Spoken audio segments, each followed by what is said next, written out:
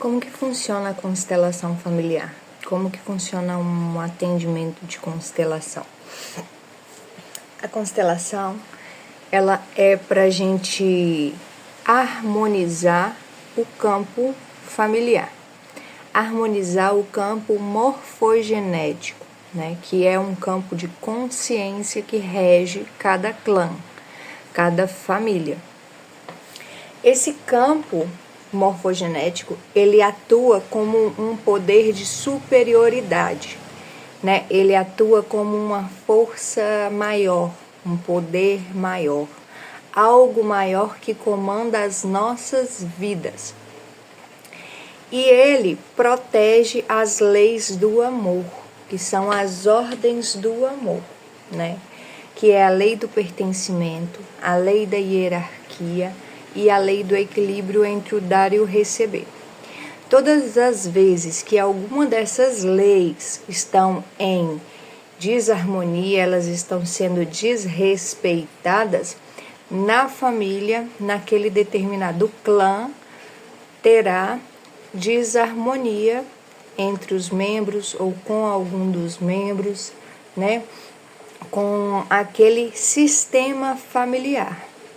Eu gosto de pensar na família como um sistema, né? Como uma empresa, como uma máquina que cada uma tem a sua que tem várias engrenagenzinhas, né? E ela vai funcionando à medida que essas engrenagens vão rodando. Quando falta alguma engrenagem, quando alguma engrenagem está fora do seu lugar, né? Ou quando uma engrenagem roda mais rápido do que as outras, essa máquina ela vai entrar em desarmonia e ela vai estragar. Então é bem isso que acontece na família, né? Sempre que existe algum excluído, alguma dor excluída, algo que não foi visto com amor, com consciência pela família, pelo sistema, é gerada uma desarmonia, né? Porque isso fere a lei do pertencimento, que diz que todos têm direito a pertencer, né? E essa lei do pertencimento, ela vai muito além do que eu falar assim, todos da família têm direito a pertencer. Não é só isso, né? Porque, minha avó morreu, ela pertence, todo mundo ama ela, todo mundo inclui ela, mas a morte dela foi tão dolorosa para a família que aquele sentimento, aquele luto do que aconteceu com ela ficou em exclusão. Então, não é quando a gente fala de excluído, a gente não está falando de amor. Não tem nada a ver uma exclusão com o amor, né? Tem a ver com aquilo ali foi visto, foi olhado, né? E claro, também tem a ver com as exclusões, porque, por exemplo, você briga lá com seu irmão. Eu não tenho mais irmão. E aí você tem um filho. E o seu filho começa a ficar igualzinho o seu irmão, começa a fazer tudo do jeito que ele faz. Eu, por exemplo, toda a família tem problema, gente. Esse negócio de família perfeita, de comercial de margarina não existe, né? Eu falo com as pessoas que nós fomos criados aí a partir de novelas, a partir de filmes, a partir desses comerciais que distorceu muito a nossa mentalidade. Eu falo por mim principalmente, porque eu cresci tendo ali na minha visão uma cena, né? Uma ilusão de uma família perfeita que foi criada por esses sistemas aí de televisão, né? Porque eu achava que as famílias eram daquele jeito. Então eu olhava para minha família e falava, minha família está muito longe de ser perfeita. E eu acho que a maioria de nós cresceu assim e a gente ainda não se deu conta disso. Que a gente fica em busca aí de família perfeita, de família que nunca teve nenhum problema, né? E não se deu conta de que todas as famílias têm problemas. nós moramos num país que sofreu demais, né? Então, a grande parte das famílias brasileiras é formada por portugueses e índios. E a gente sabe tudo que aconteceu aí no nosso país, né? Todo esse problema aí da colonização. Então, assim, qual época que a sua família foi formada? Seus antepassados, as pessoas que vieram antes de você, eles estavam fugindo de uma guerra, né? Eles passaram por guerra. A sua bisavó, ela foi sequestrada, né? Porque existem muitas índias aí que foram sequestradas. Eles falavam antigamente que foi pega no laço, né? Então, ali tinha muitas índias que eram ainda crianças, adolescentes, que eram raptadas das suas tribos e levadas para casar. E muitas famílias do Brasil, eu como consteladora, eu como facilitadora da constelação, eu já vi isso demais, né? Existe muita família que foi formada em cima dessa história. Então, como não vai ter desarmonia numa família que foi gerada em cima de uma dor, né?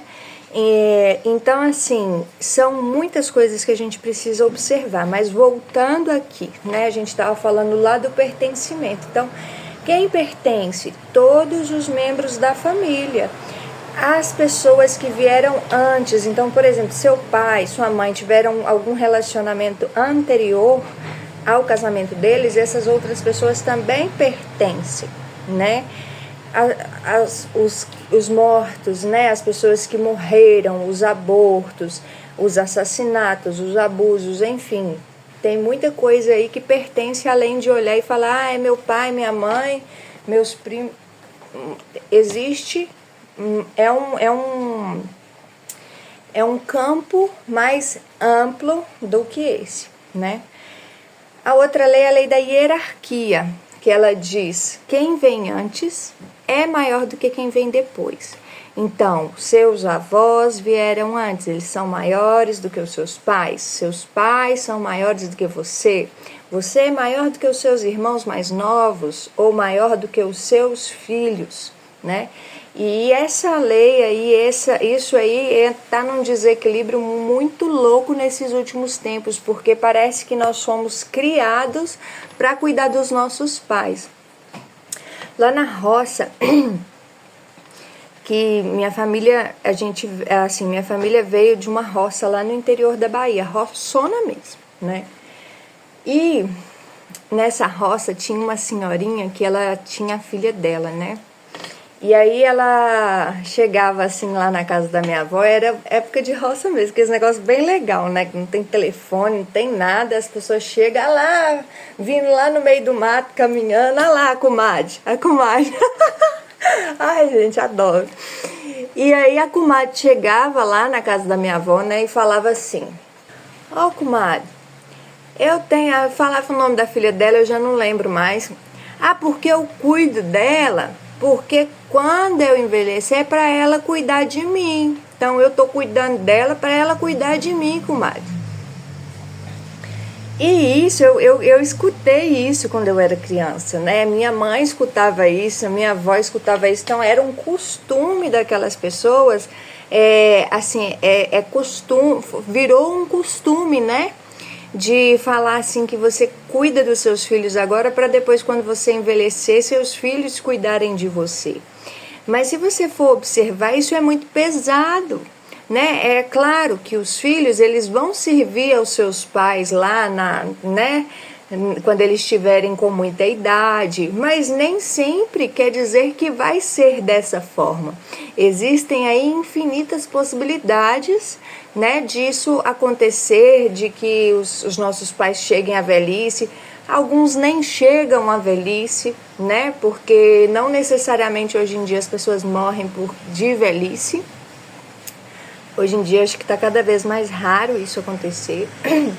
Mas, enfim, isso gera ali um sentimento nos filhos, né, em quem veio depois, que eu tenho que cuidar dos meus pais. Quando eu penso que eu tenho que cuidar dos meus pais, eu fico maior do que eles. Eu vou ocupar o lugar dos pais deles. Então, quem que cuida dos meus pais? Os pais deles. A mãe e o pai dele é que cuidaram dele. Os meus pais cuidam de mim. E toda vez que eu me coloco no lugar de cuidar da minha mãe ou querer cuidar do meu pai, né, eu fico maior do que eles, né? Se eu tenho pena deles, se eu não aceito o destino deles e tenho pena e quero compensar, se eu acho que eu fui um peso ali para a vida dos meus pais e quero compensar, né? Ai, tadinha da minha mãe, ela perdeu ali uma fase da vida dela para me ter, para cuidar de mim. Ó, tadinha aí, eu tô maior que ela. Então, hierarquia, né? Quem vem antes é maior do que quem vem depois. Na natureza, a gente não vê bichinho nenhum ficando no ninho, vivendo pro resto da vida com seus pais. Na natureza, e nós somos a natureza, né? A gente ficou aí afastado da natureza, mas nós somos membros, nós somos a natureza. E como é a vida dos seres naturais? Eles nascem, crescem e vão formar suas famílias, né? Vão viver a vida, cada um ali com o seu propósito. Então, o passarinho, por exemplo, quando o passarinho chega no tempo de ir embora do ninho, os pais dele chutam ele do ninho, vai embora. Se o bichinho cair lá e morrer, morreu, né? Mas ele tem que aprender a voar, ele tem que ir embora. A gente não vê nenhuma mamãe passarinho falando, não, meu filho, fica aqui comigo, né? Tô aqui com um brinquedinho, mas... Ai, fica aqui comigo, não vai embora, né? Vai cuidar de mim. Isso não existe na natureza. Portanto, isso também não deveria existir no mundo humano, né? Enfim, muita distorção que foi causada aí no nosso ser, né? Que a gente ficou muito afastada da naturalidade das coisas, de como sermos naturais. Foi inventada muita história aí para corromper a gente, mas isso é outro caso. Enfim, hierarquia. Quem veio antes é maior do que quem veio depois. É igual numa empresa. Você acaba de entrar numa empresa, você entra num cargo menor e você pode saber mais que o seu chefe, mas se você for ficar por cima dele ali, você vai ser mandado embora, porque existe uma hierarquia. Você pode saber até mais que o dono da empresa, mas quem veio antes, né? Quem veio antes? E a gente, assim, nascemos aí uns seres bastante arrogantes, que a gente nasceu como se a gente já soubesse de tudo.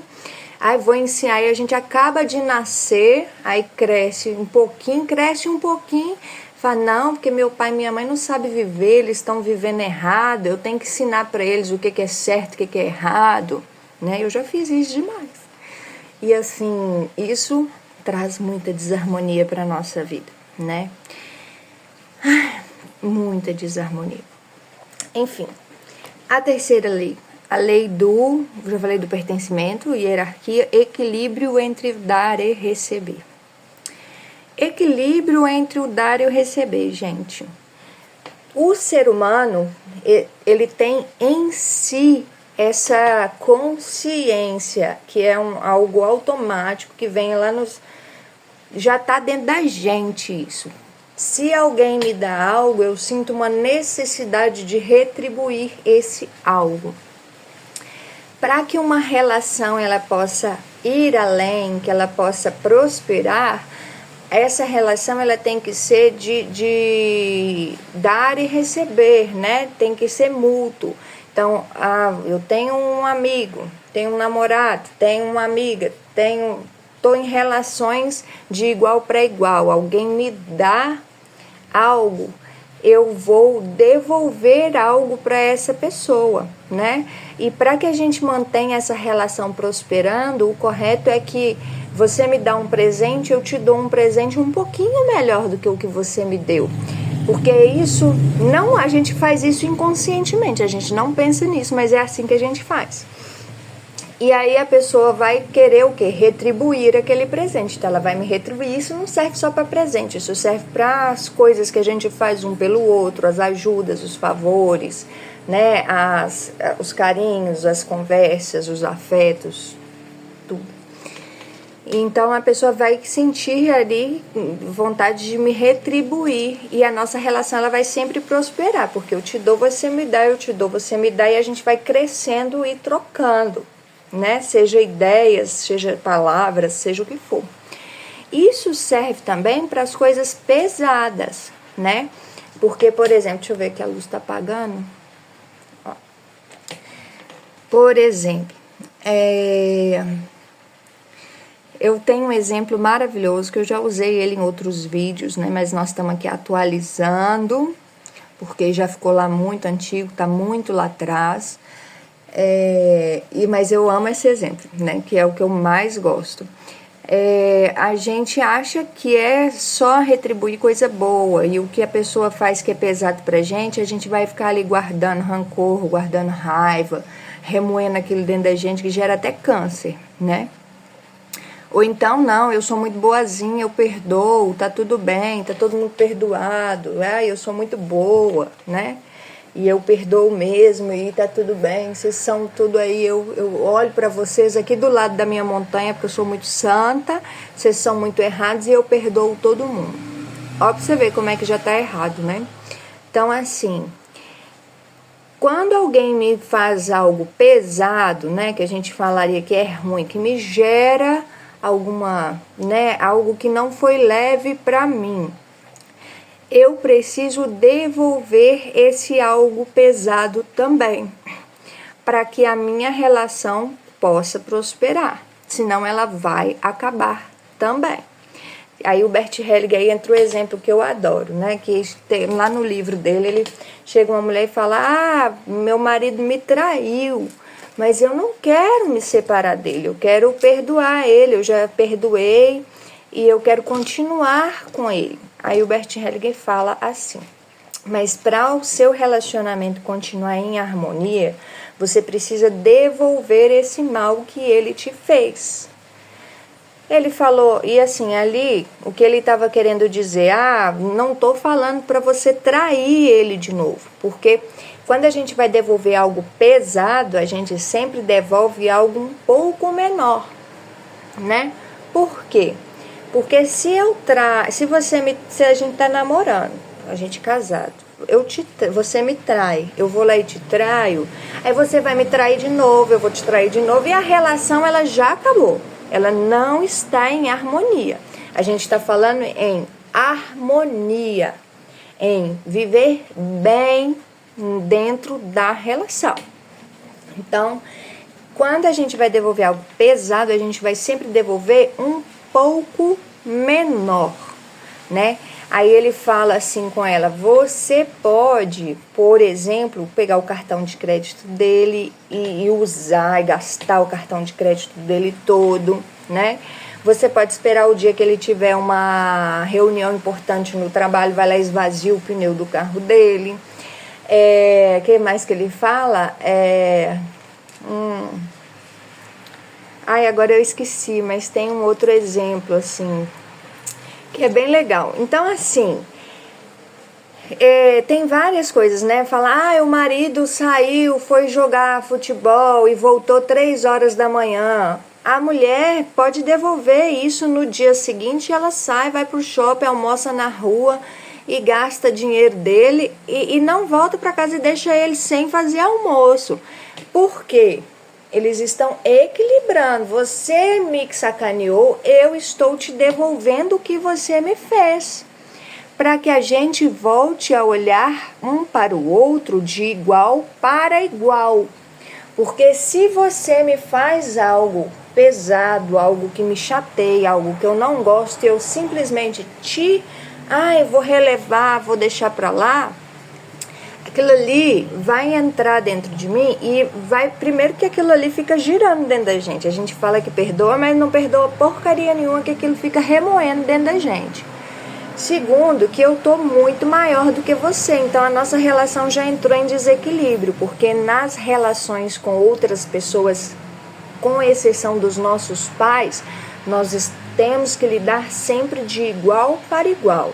Se você me faz algo mal e eu te perdoo, eu sou muito melhor do que você, e a nossa relação ela já não tem harmonia, né?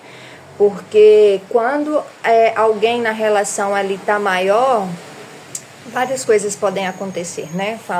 Quando você dá demais para as pessoas, ela acaba cria ali assim um campo onde provavelmente você vai ser traído, né? A gente escuta muito as pessoas falando: eu fiz tudo por fulano, tudo eu fiz por ele, ele me traiu.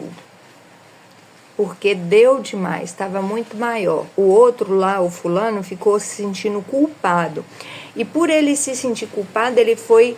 Porque a gente é assim, a gente sente a culpa, a gente precisa materializar aquela culpa. Então a gente vai fazer algo que faça a gente ser realmente culpado para que a gente possa ir embora.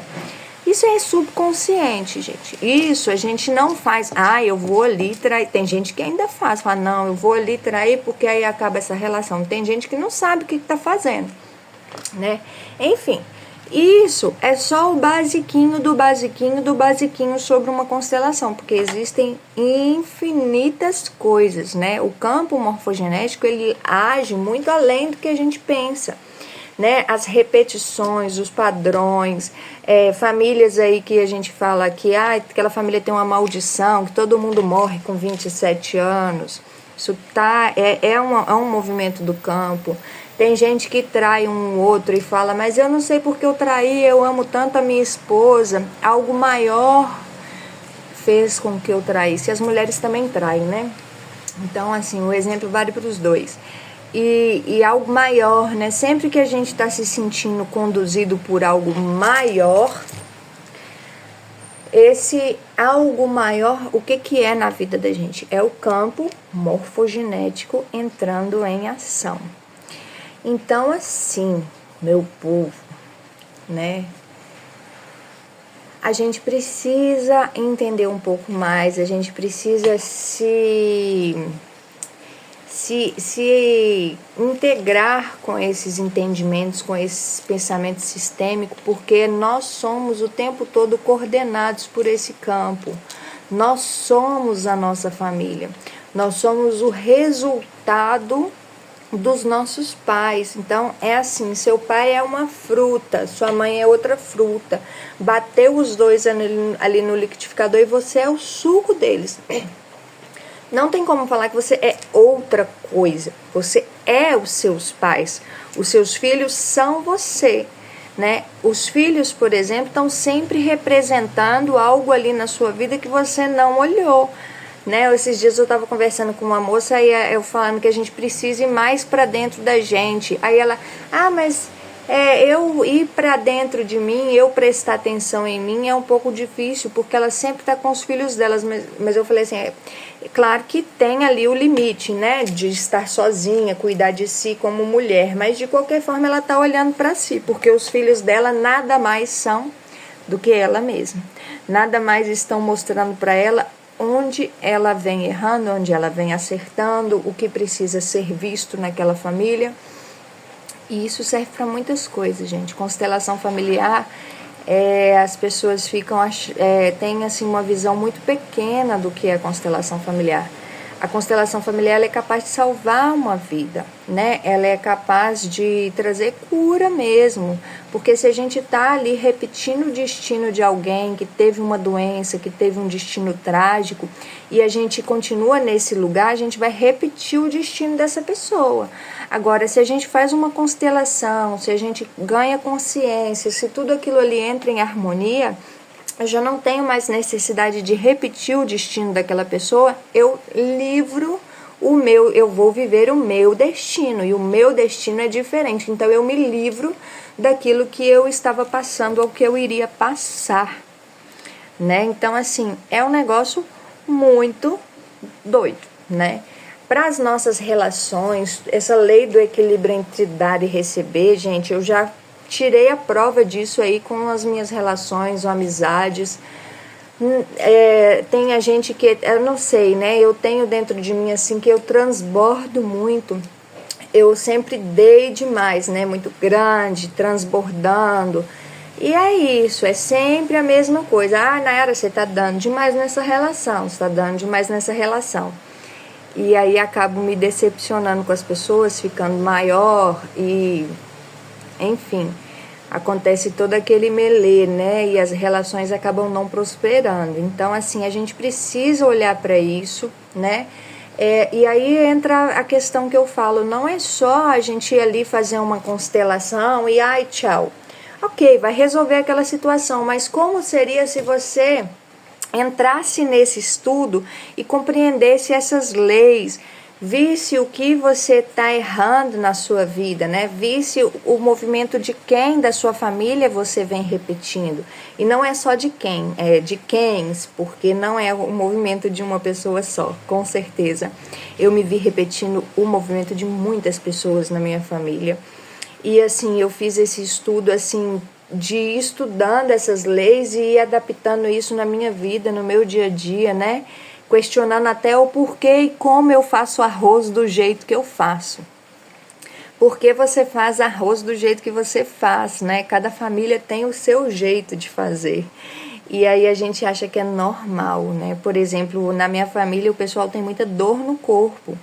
E eu cresci achando que ter dor no corpo era normal, até que eu comecei a lidar com pessoas que não têm dor no corpo. Mas você não sente dor no corpo? Não. Mas tem como viver sem sentir dor nenhuma no corpo? Tem. Eu fiquei impressionada, me deu vontade de chorar, sério. Teve dia que eu já chorei por isso, que eu falei assim, meu Deus, né? Eu não sabia que isso era possível. Porque na minha família todo mundo sempre reclamou de dor, então pra mim era uma coisa comum ter dor no corpo. E as dores no corpo são justamente as exclusões, né? Então a gente já vê aí quanta exclusão existe na minha família. E eu vou olhando para tudo isso com amor, com consciência, dando consciência para os acontecimentos, né? Então eu vou fazendo o meu trabalho. Bem, e aí, o que acontece? Eu queria falar mais uma coisa para vocês aqui. Deixa eu respirar. Vamos respirar. Para ver se eu me lembro. E aí, complementando aqui, assim que eu queria trazer, né? Porque algumas pessoas nem assim falar, mas como que você faz constelação? A minha constelação é com bonequinhos, tá? Eu tenho os bonequinhos e aí a gente faz chamada de vídeo, ou então faz presencial. E aí é individual, ou pode ter pessoas assistindo, né? Porque muita gente nem sabe como que acontece uma constelação. Então, eu tenho os bonequinhos e cada bonequinho ali representa um membro daquela família. A gente abre o campo morfogenético e coloca ali, dependendo do tema, o que tem para ser liberado ali, né? Qual é a dinâmica, qual dessas leis estão sendo quebradas para que exista aquela desarmonia na vida daquela pessoa. E aí os bonequinhos, eles vão representar os familiares, e eu, com a visão de campo e com a minha sensibilidade, eu vou olhando o que está acontecendo e fazendo a harmonização. E nisso a gente fala algumas frases que são chamadas as frases de cura, né? Faz uma limpeza ali de algumas memórias que são possíveis, trabalha ali a energia do perdão, da compreensão, né? Enfim, mas basicamente é essa questão aí dos bonequinhos, né? Existe também constelação familiar com pessoas, existe constelação familiar até com cavalos. Os cavalos, eles sentem perfeitamente esse campo, é muito lindo. Já quero meus cavalos.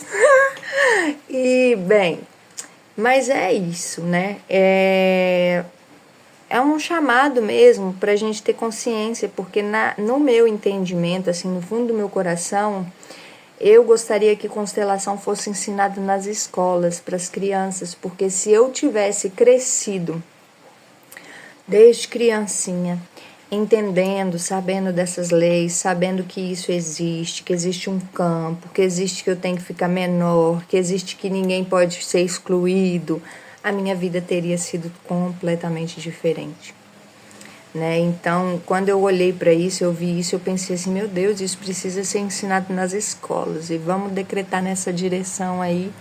Eu sou a manifestação do que eu preciso, né? E eu sou a presença milagrosa trabalhando em tudo aquilo que eu necessito que se manifeste. E é isso, gente. Eu queria fazer esse videozinho aqui, que tem tempos que eu tô pensando em gravar esse vídeo. Já gravei alguns, apaguei, não gostei.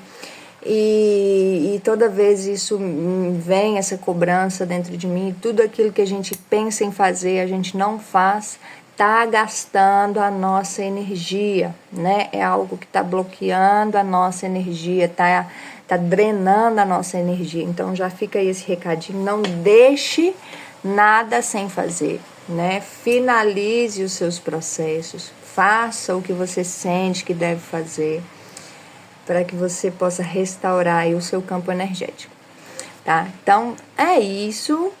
Uma linda fim de tarde, bom dia, boa tarde, boa noite, depende da hora que você for ver esse vídeo. Gratidão por estar aqui, até agora aqui comigo, né? Recebendo aí essas palavras, trocando essa energia. E é isso. Vamos lá, né? Agora dia 11,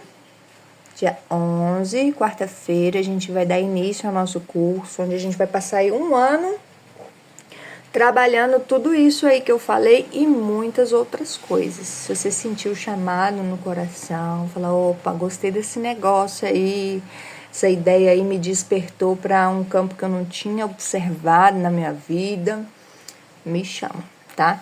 Beijinho pra vocês. Tchau. Tchau, tchau.